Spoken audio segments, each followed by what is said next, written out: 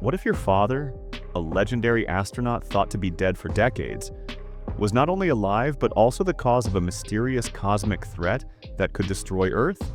In Ad Astra, Roy McBride embarks on a harrowing journey across the solar system to confront the man he once idolized, and uncover devastating truths about isolation, ambition, and the cost of obsession. This is a gripping tale of space, silence, and the emotional gravity that pulls us home. Let's break down this powerful sci-fi odyssey. To find the alien, humans built a giant ladder more than 1,000 kilometers from the ground and let the space go through the surface of the Earth directly. And this height is simply a nightmare for people with a phobia of heights, because the daily task of the astronaut is not only to find the alien, but also to maintain the safety of the ladder structure at all times. But when humans are doing space work as usual, a sudden flash of light appears. When the astronaut quickly looked up at the sky, the space station exploded violently in the next second. At the same time, all the companions who were still working rushed to the bottom of the deep land.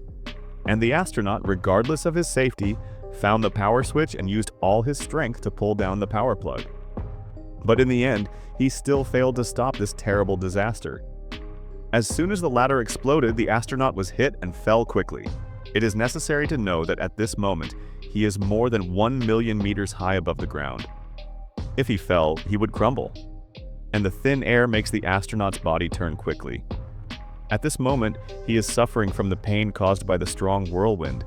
His breathing is also getting faster and faster. In the last moment before he completely lost consciousness, the astronaut finally successfully opened the parachute switch. His body also maintained balance, and he also became the only astronaut who survived in the space station. It was thought that this was a safety hazard for the space station. However, what surprised everyone was that this was caused by the cosmic rays from outer space. It not only created a destructive electric current that posed a threat to the space station, but also caused all the cities in the world to face destructive disasters. And to find out whether the electric current in the space station was caused by aliens, Roy McBride, who survived, had not had time to rest and was summoned to participate in a top-secret mission. At this moment, General Rivas has found out where the cosmic rays came from. It is from the star of the King of the Sea, 4.3 billion kilometers away from the Earth, and the general did not hide it. It turned out that human beings began to fight the solar system, but after a few years the astronauts lost contact with the Earth. Until now, there has been no sound. And the commander of this mission happened to be the biological father of Roy McBride. For this, the general determined that Clifford McBride, Roy's father, was not only alive and well, but also near the star of the King of the Sea. And the occurrence of the electric current was caused by the cosmic rays driven by Clifford McBride. However, no one knows why he did this. He could only let Roy McBride go to the star of the King of the Sea to investigate the truth, find out what terrible things happened to his father on the far side of the solar system. But to go to the star of the King of the Sea, Roy must first arrive at the moon in the middle of the war, then come from the moon to Mars and take a long-distance rocket to the star of the King of the Sea. Because there is no international border here, only burning, killing, robbing, and occupying. He was on his way to the rocket base in a lunar vehicle and he met bandits.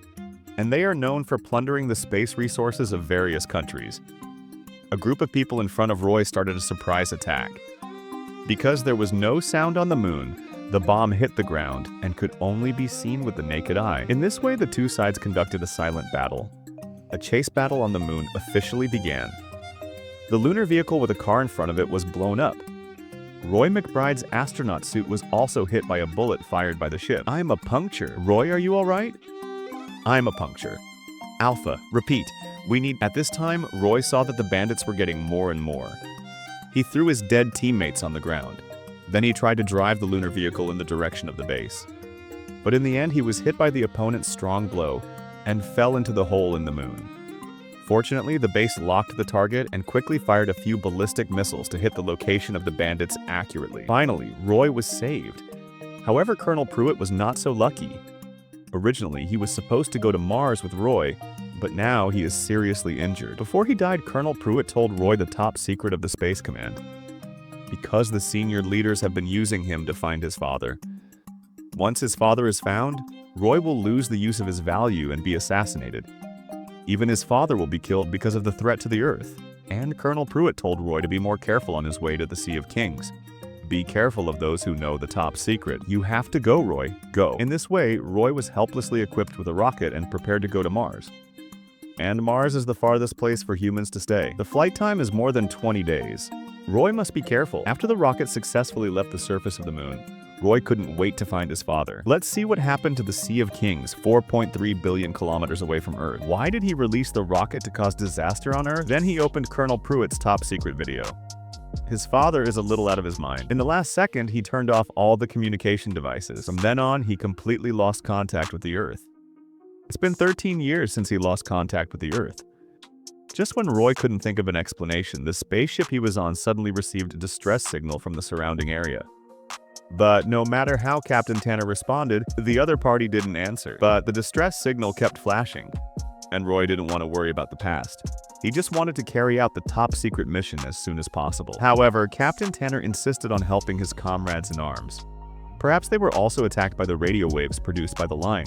In this way, Captain Tanner brought the spaceship closer to the position of the distress signal.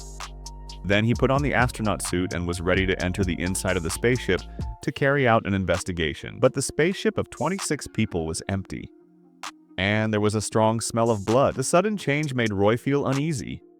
He wanted to leave here first, but Captain Tanner insisted on going further into the investigation. He didn't know that this would bring him a fatal disaster, because this space station is too big. So Captain Tanner and Roy split up. Then Roy gradually realized the terrible thing. It turned out that this space station was a biological research base. There were unknown biological scratches on the wall. At this time, Roy was contacting Captain Tanner, but he found that the other party had no response. When he went back to look for him, he saw that Captain Tanner was constantly twitching toward him. "Tanner, do you copy?" And the mutated carnivorous animals kept biting Roy. At the critical moment, he forcibly used a weapon to knock the other party out. He quickly checked Captain Tanner's body. He found that the other party had been bloodstained. He realized that the situation was not good. Roy took Captain Tanner and closed the cabin door at the last moment. To avoid future trouble, he released the pressure on the cabin door. He killed the mutated creatures completely. Then Roy returned to his spaceship, and he buried the dead Captain Tanner's body in space, but they couldn't afford to be sad, because Roy had a more secret mission. Go to Mars to contact the father who has been missing for many years. And when they were about to land on the Mars base, they met the cosmic threat sent by the King of the Sea Star again. Just as they were about to land at the Mars base, another surge caused by the Lima project hit. The ship lost control. The co-pilot was electrocuted and the vessel plummeted. Roy McBride had to manually take control of the descent. With extreme precision and calm, he landed the ship safely, saving the remaining crew. His cold, precise professionalism once again impressed the Spacecom staff. Now on Mars, Roy was brought to a soundproof chamber to try and contact his father. He recorded several voice messages. Initially, they received no response. But on the last attempt, an emotional, vulnerable message, Clifford McBride finally responded. His voice confirmed what Roy already suspected. His father was alive and still aboard the Lima project. Despite the success, Roy's psychological stability was questioned due to his emotional attachment. He was removed from the mission. Later, Helen Lantos, an employee at the Mars base, secretly approached Roy. She revealed her parents were crew members of the original Lima project, and they had died when Clifford McBride mutinied and cut contact with Earth. She had proof that Clifford killed the other crew to prevent them from returning home. Disillusioned with the government's secrecy, Helen helped Roy sneak onto the spaceship that was now en route to destroy the Lima project. The rocket was already launching. With Helen's help, Roy accessed an underground tunnel and climbed aboard at the last moment. However, when the crew discovered Roy as a stowaway, chaos erupted. In the ensuing struggle, Roy accidentally killed the entire crew in self-defense. Now completely alone, he piloted the spacecraft toward Neptune. After 79 days of solitary travel, Roy finally reached the Lima project station. He boarded the derelict ship and found Clifford McBride, older and mentally unstable, surrounded by decades of data and solitude. Clifford admitted he had found no intelligent life, but refused to believe it. He insisted his mission wasn't in vain and had no regrets. Roy, emotionally torn, pleaded with his father to come home with him. Clifford reluctantly agreed, but during their EVA to return to Roy's ship, Clifford begged to be let go. He no longer had a place on Earth. Clifford detached himself as Roy held his tether and drifted away into deep space.